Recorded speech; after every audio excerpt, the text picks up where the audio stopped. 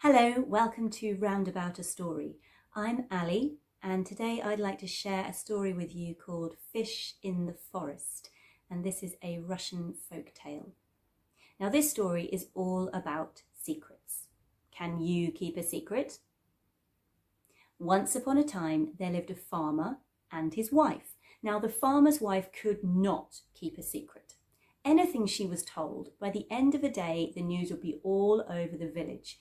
By the end of a week, it would be all over the county, and by the end of a month, it would have reached the ears of the king. Now, one day, the farmer was digging turnips in a field when suddenly the blade of his spade scraped against the edge of a rusty metal box.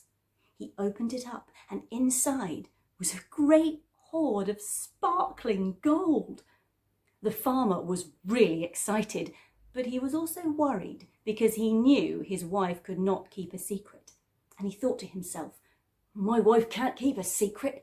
If she hears about this gold, by the end of a day, it'll be all over the village. By the end of a week, it'll be all over the county. And by the end of a month, it'll have reached the ears of the king. And, him being a greedy king, he'll want to keep all this gold for himself. And so he leaned on his spade, and he thought, and he thought. And suddenly, he had an idea. Of course, he said, that's what I shall do. So very late that night, the farmer went back to the turnip field, dug up the box, carried it into the kitchen, and started to bury it beneath the kitchen floor. As he was working, the blade of his spade hit a rock. His wife woke up, flung off the bedclothes, leapt out of bed, and went running down the stairs. She arrived in the kitchen to find the farmer in the middle of the floor, digging. "Husband," she said, "whatever are you doing in the middle of the kitchen floor in the middle of the night?" And then she saw the gold. "Husband," she said, "gold." Now the farmer knew that his wife could not keep a secret. By the end of the next day, the news would surely be all over the village. By the end of the week, it would be all over the county. And by the end of the month, it would have reached the ears of the king. And him being a greedy king, he would want to keep all that gold for himself. So he thought, and he thought, and then he had another idea. "Of course," he said, "that's what I shall do." So very early the next morning, the farmer went into the village. Firstly, he went to the baker's and bought some sweet currant buns. Then he went to the butcher's and bought a string of fat sausages. And then he went to the fishmonger's and bought some silver speckled fish. And then he went into the forest. He lay the fish down on the floor of the forest. He put the sweet buns up into the branches of the trees, and he threw the string of sausages into the river. And then he went back to the farmhouse. "Wife, wife," he said, "come into the forest. There is such a sight to be seen today." His wife woke up, flung off the bedclothes, leapt out of bed, and went running down the stairs. And the two of them went into the forest. Well, no sooner had they arrived than the farmer's wife saw the fish. "Husband," she said, "fish lying on the floor of the forest." And then she looked up into the trees.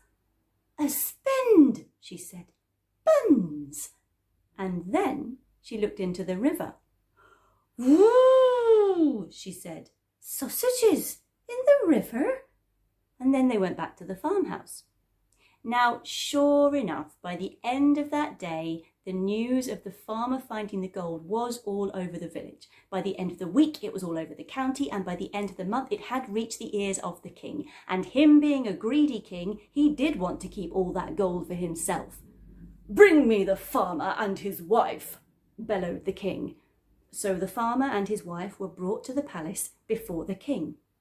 "Is it true," the king said to the farmer, "that you have found a great hoard of sparkling gold?" "No, your majesty," said the farmer. Not true at all." "But your wife has been heard telling the story all over the county," said the king. "But your majesty," said the farmer, "my wife is mad." "I am not," said the farmer's wife.